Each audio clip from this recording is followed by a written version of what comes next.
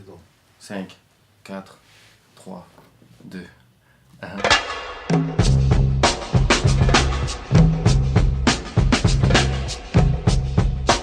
Pour une intelligence du nombre.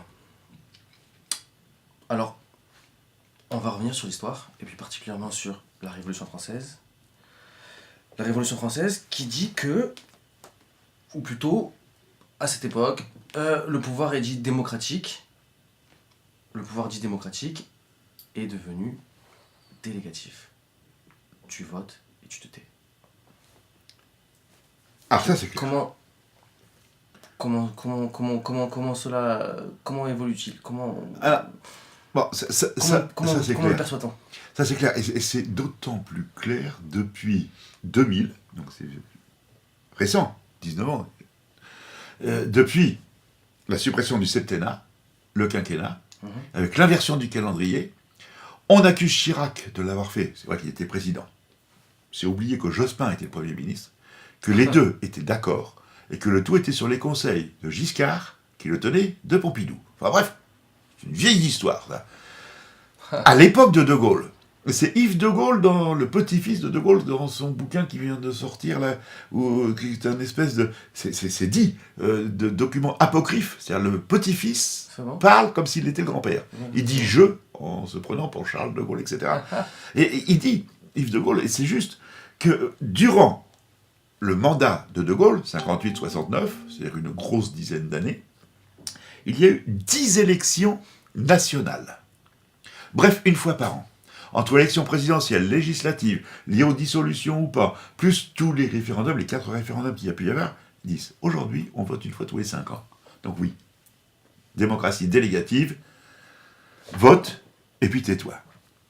Mais, ça c'est une chose. Il y a une autre chose. Démocratie, c'est démos.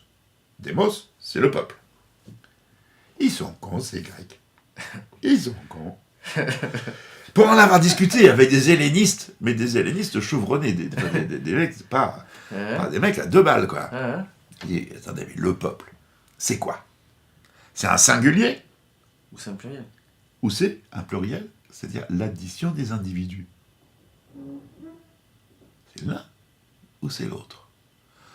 Pour en avoir parlé à quelques hellénistes, c'est-à-dire des profs de grec ancien, question à la con, là. Oui, on n'avait jamais réfléchi. Ben, je dis, vas-y, maintenant, réfléchis maintenant, quoi. Et puis apporte-moi la réponse. Je l'attends toujours, la réponse là-dessus, quoi. Non, là, il y a un véritable problème. Les marxistes ont donné une réponse. Le peuple prend le pas sur l'individu. L'individu est le danger pour les marxistes face au peuple. Pour les libéraux, on les appelle comme on veut, les occidentaux, etc., c'est le contraire. Les droits de l'homme, c'est les droits du petit individu, qui justement, les libertés publiques, etc., fondamentales, les libertés fondamentales, qui protègent contre l'État, contre je ne sais trop et quoi. la Cour de justice européenne qui est là pour ça. Voilà, alors du coup, bon, toute la problématique qu'il peut y avoir autour de ça. Toujours est-il que démocratie, le peuple,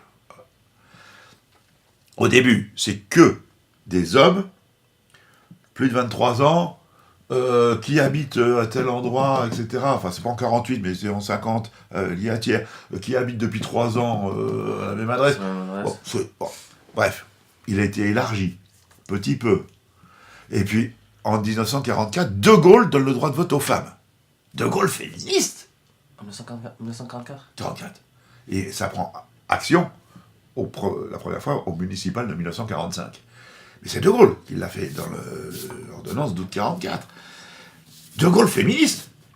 Okay. Non. De Gaulle n'était pas féministe, il n'était pas couillon.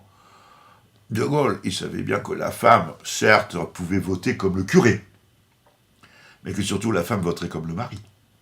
C'est le mari qui lui dirait comment faut voter. Et d'ailleurs, on a vu qu'entre les élections fin de la Troisième République et puis les élections du début de la Quatrième, ça n'avait pas changé fondamentalement. Alors, quelques incultes diraient oui, mais ça a été plus à gauche. Donc, nenni. En 1936, le Front Populaire, il n'en a voté pas. Hein. Et Blum avait même eu le culot amusant de nommer 3 femmes ministres qui n'avaient pas le droit de vote. Ce qui est quand même assez curieux. Et puis la 4ème République de gauche, de 44 à 47, déjà j'ai un gros doute, parce que 44-45 c'est De Gaulle, je ne sais pas De Gaulle comme étant un gauchiste. Et puis après, c'est déjà plus discutable. Et puis après, les Français votent à gauche, aux législatives de 47, aux législatives de 51, aux législatives de 56, Ok. et ça dérive à droite au fur et à mesure de la législature. Autrement dit, les Français votent pour une chose, et peu à peu, c'est autre chose. Bref, ça tient du vote et tais-toi. Sauf, effectivement, sous De Gaulle de 58 à 69, puisque De Gaulle, systématiquement, revenait devant le peuple. Vous êtes d'accord, vous n'êtes pas d'accord. Si vous dites non, je me casse. Donc, ouais, tu le dis, tu le feras même pas. En 69, si. Et dès qu'il a le résultat, vers les 22h30, 23h, le 27 avril 69, il dit, ma démission prend acte ce soir à minuit. Et qu'il se donnait 1 heure de délai. Même pas de possibilité de retour en arrière ou quoi que ce soit. Bon, alors c'est vrai que ça, c'était une autre chose. Pour autant, donc c'est vrai que cette démocratie-là, Giscard en a rajouté. Droit de vote au moins de 18 ans. Enfin, pas au moins de 18 ans. Au moins de 21 ans, le droit de vote à partir de 18 ans. Très bien. Il dit, ça y est, les Français, les jeunes vont voter gauchistes. Certes. Ils vont voter. 13 ans plus, enfin, un petit peu plus, 7 ans plus tard, ils ont voté pour Mitterrand. Je ne savais pas que Mitterrand était gauchiste. Je ne savais pas que la francisque était une décoration léniniste. Je ne savais pas. Toujours est-il que, depuis, il est question de faire voter les immigrés. Pourquoi ? Parce que les immigrés qui vivent en France payent l'impôt. Et puisque la base du vote était censitaire, donc pourquoi pas faire voter les immigrés ? Oui, mais de plus en plus de gens vivent vieux, et c'est bien. Même si Attali dit que tout le monde devrait être tué à 70 ans, ça tombe bien. Attali en a plus de 70, on pourrait commencer par lui. Mais, donc il y a un petit problème là-dessus, sachant que plus on vit vieux, plus, avant on disait on devient sénile. Maintenant on a mis un mot, un diagnostic, sur cette sénilité, ça s'appelle Alzheimer.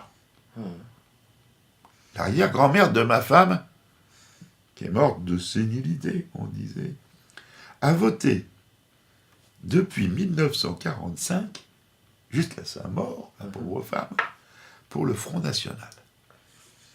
Pourquoi ? Parce qu'elle était communiste. Parce qu'elle était communiste. Pareil, Parce qu'en 1945, le Front National, c'était un grand mouvement de résistance. Et un mouvement de résistance communiste. c'est bon. Pourquoi Jean-Marie Le Pen a-t-il appelé son parti Front National ? National. Cherchez l'erreur. C'est Bon. bon, c'est bon. Toujours est-il que le peuple, il était incarné aussi, peu à peu, par ce qu'on appelle les jurés d'assises. Et ce, depuis 1978, sous Giscard. C'est pas si vieux que ça. Avec le fait que les jurés d'assises sont tirés au sort sur les listes électorales. Donc ça, c'est pas mal. Et ce tirage au sort, ça s'appelle la lottocratie. Combien y a-t-il eu d'erreurs judiciaires depuis 1978 ? Certes, il y en a eu. Mais c'est la portion non, mais c'est la portion congrue. C'est l'humanité, c'est humain. Enfin, c'est toujours dommage, une erreur, c'est trop, mais c'est dommage. Mais dans la mesure où on l'a fait pour le pouvoir juridique, que je ne dirais pas judiciaire, mais juridique, au niveau des assises, pourquoi on ne le ferait pas dans les autres pouvoirs législatifs et exécutifs, en vertu de cette loi des grands nombres ? Pour en finir avec quoi ? Avec la République des juges.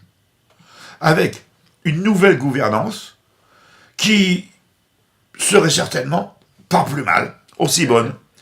Et puis à ce moment-là, tirage au sort, les élus, il n'y en a plus. Économie.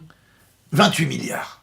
Une nouvelle économie. Juste au niveau des revenus, des salaires, des indemnités, je ne parle pas de tout le reste. La lottocratie coûterait presque rien. Certes, quelques indemnisations. Allons à 2000 € par tête de tirés au sort pour les indemniser. Ce serait assez ridicule. Mais alors qui ? Les listes électorales, ben là, il n'y a plus de listes électorales, il n'y a plus d'élections.